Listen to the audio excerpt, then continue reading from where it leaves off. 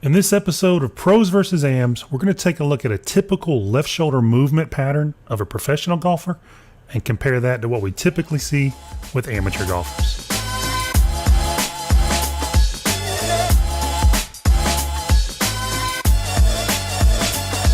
So as we play these swings through to you, you're going to see a couple key differences. And the way we're doing the trace is we're tracing this gears bones feature with the green arrow representing the backswing to the top, and then it's going to change to a light blue arrow representing the downswing to impact, and then post impact it's going to be a pink arrow. And you're going to see quite a bit, in fact the opposite movement pattern with these two golfers. These are very typical on what we see quite often with both our pro clients and our amateur clients. So let's kind of stop the swings right here and rewind them and take a little deeper dive into what kind of causing things and what some of the differences are and how we can, use this information to make a better golf swing. So we're going to add a couple boxes here to kind of give us a little clearer understanding of what's happening. One right above or right the professional golfer's head, right at the top of this head box, and then the amateur golfer's head just underneath it. And then a little bit wider box here encompassing both players' hip sockets and the bottom of their spine. And we're going to play this through and get it started here, and we're going to see some differences right off the bat. So relative to the head box, we can see that now they have completely changed positions. Now the pro's at the bottom, the AM's at the top, and we can start to see some significant differences with how they're operating their hips, which is going to coincide with how they operate their left shoulder. We can see the professional golfer has got his left hip quite a bit lower than the amateur golfer, which implies that he has more knee flex at this point, which again is something we see quite often with the pros. And conversely, our amateur golfer is turning much flatter. Now, as we take him back towards the top, we're going to see a really stark difference here. And this is really the whole point of this video. When this arrow turns the corner on each golfer, the amateur's arrow turns upward, the pro's arrow turns downward.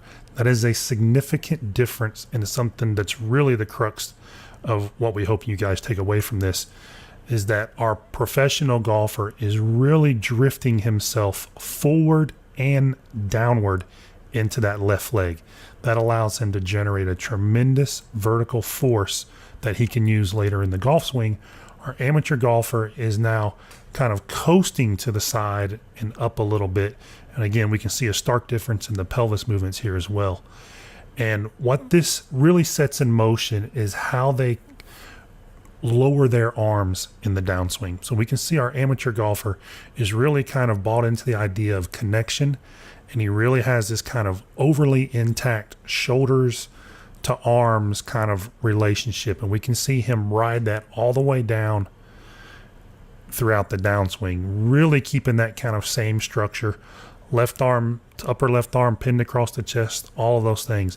The only way you can get the club down doing that is to pop that left shoulder up, which is what we see him doing.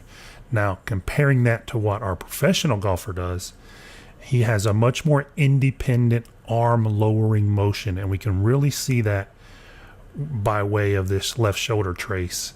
Watch how his left arm really comes out from underneath the bill of his cap much sooner than we see the amateur golfer. And again, our pro is starting from a much higher arm position. He is really dropping those arms independently of his shoulder move, because our amateur is using the left shoulder to drop the arms. Our pro is dropping the arms as he lowers that left shoulder. That's a significant difference, and really a point we want to drive home, because it allows you to do a couple really cool things with the club path. Our amateur here suffers from big hooks and the resulting blocks that come from those. And we can see that kind of right here at this delivery point. Let me point out something else too. Right here is where the amateur levels out his hips. And we can see how high the hands are relative to that level hip line.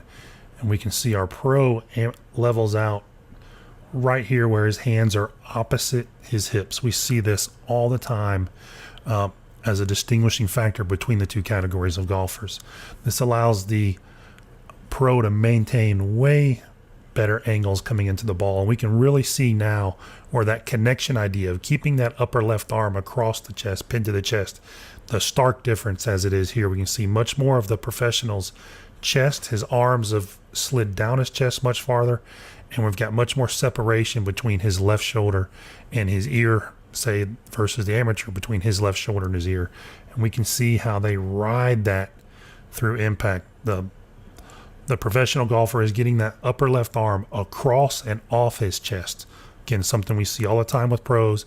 The AMs love that connection feeling, and they're kind of riding that out. And then we can really see coming through the shot how that really manifests itself, and that amateur's left arm is holding on for dear life. That left shoulder really blocked his ability to rotate, and he's holding on, and his left shoulder is way above his head in this example.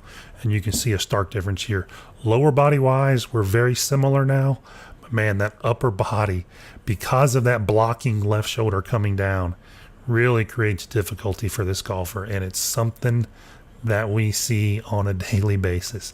So the takeaway here is create some dynamic movement, change the levels, allow that left hip to lower. That's going to allow you to get this left shoulder down. It's going to allow you to drop those arms. It's going to allow you to get all this dynamic movement going on and create some really cool things in your golf swing.